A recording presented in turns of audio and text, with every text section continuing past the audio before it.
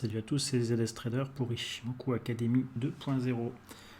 On va faire la petite analyse du Bitcoin en 4 heures pour voir ce qui s'est passé depuis la montée du 13 mars. Donc, et essayer de voir la suite du mouvement.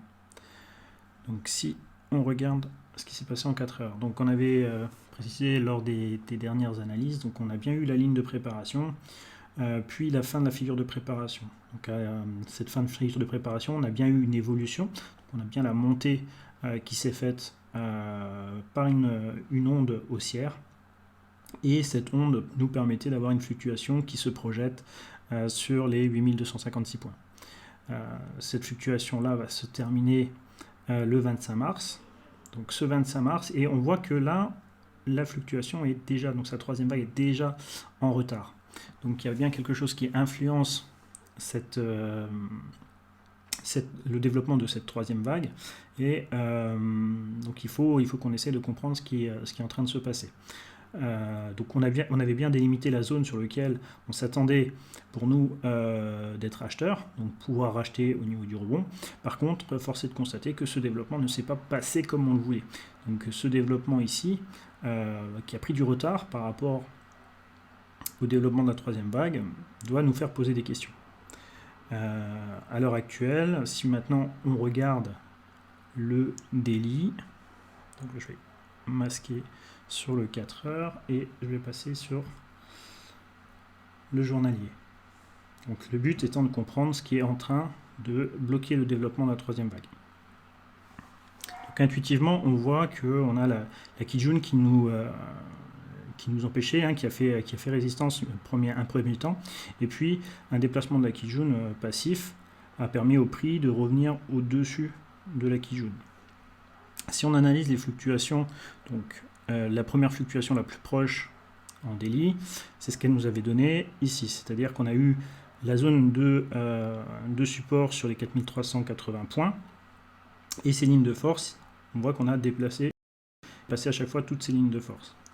Donc à l'heure actuelle, cette fluctuation-là est terminée, mais il y a l'influence de la fluctuation du 13 février, donc celle qui est en orange, qui est toujours en cours.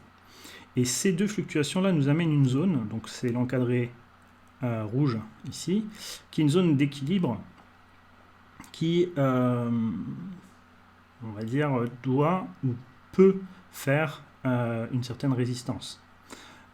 À partir de ce moment-là, c'est ce qu'on va appeler, donc dans cette fluctuation en cours, en fait, on a la transition d'onde qui est inclue. Et donc cette transition d'onde a un prix d'équilibre ici sur cette zone. Et c'est cette zone-là qui est en train d'être travaillée et qui va être travaillée, qui fait que en fait notre déploiement, puisque le déploiement de la troisième vague en H4 aurait pu amener jusqu'à 8000 points.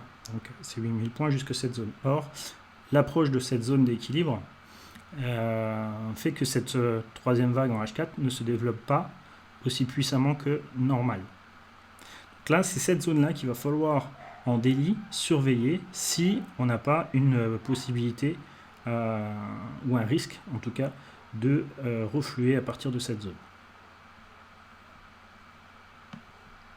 Donc, je remets au niveau du 4 heures.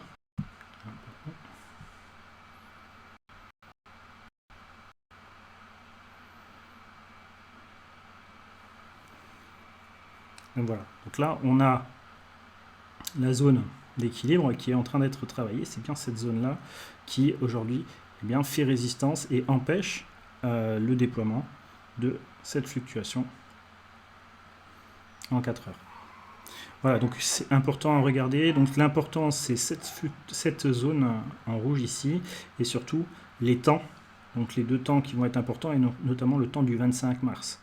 Donc demain, on devrait avoir ou une réaction sur cette zone pour descendre, ou alors une accélération, cassure de cette zone. Donc là, on est vraiment sur un point pour le Bitcoin où il va falloir observer ça.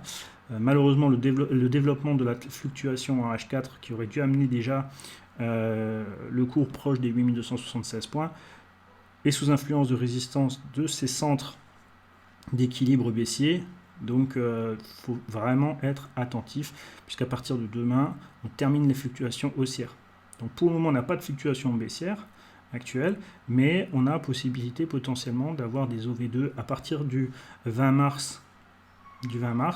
Donc vraiment vigilance sur le Bitcoin sur cette zone.